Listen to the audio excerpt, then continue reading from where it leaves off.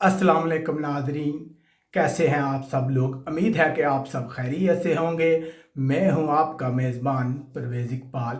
आज 9 अप्रैल और जुमरात का रोज़ है। जैसा कि आप जानते हैं कि मैं आपको मुसलसल लगा रखता हूं यूरोप भर के अहम हालात व वाक़यात से। तो आज के इस वीडियो में हमारे पास एक अच्छी खबर है ऐसे अफराद के लिए जो लॉकडाउन की वजह से बहुत ज़्यादा परेशान हैं। अब खबरें आ रही हैं कि बहुत से यूरोपीय ममालिक लॉकडाउन ख़त्म करने पर गौर करने वाले हैं।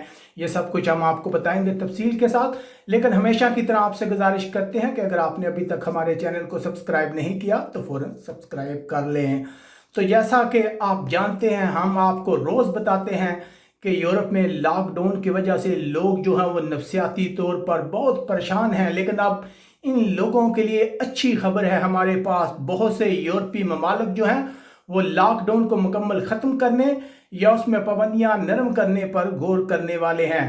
अगले हफ्ते से ऑस्ट्रिया और जमहूरिया चेक में तमाम छोटी गैर ज़रूरी दुकानें दोबारा खोल दी जाएंगी।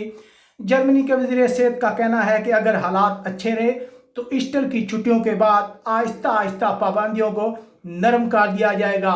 जबकि दूसरी तरफ डेनमार्क के हुकाम का कहना है कि 15 अप्रैल को बच्चों के स्कूल खुल जाएंगे। अगर बात की जाए नॉर्वे की, तो नॉर्वे का भी कहना है कि 20 अप्रैल के बाद वो बच्चों के स्कूल खोलने का इरादा रखता है।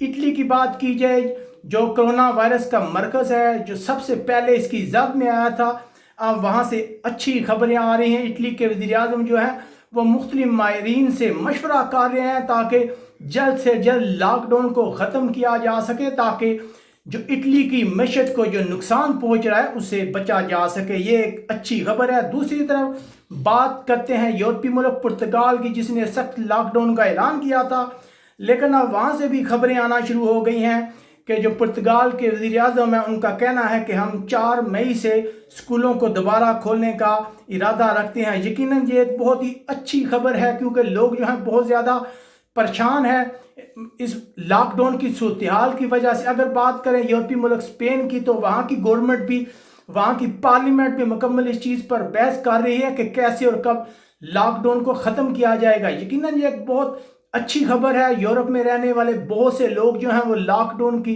कैफियत में है। सख्त पाबंदियों की वजह से वो नफसियाती तौर पर मरीज बन चुके हैं। हम दुआ करते हैं कि जल्द से जल्द हालात बेहतर हों। इटली, स्पेन और तमाम यूरोप में रहने वाले जो लोग हैं उनकी नॉर्मल रूटीन की ज़िंदगी बहाल हो सके। और हमेशा की तरह हम आपसे कहेंगे कि कोरोना से डरना नहीं, कोरोना से लड़ना है। हमारे आने वाला कल आज से बेहतर होगा।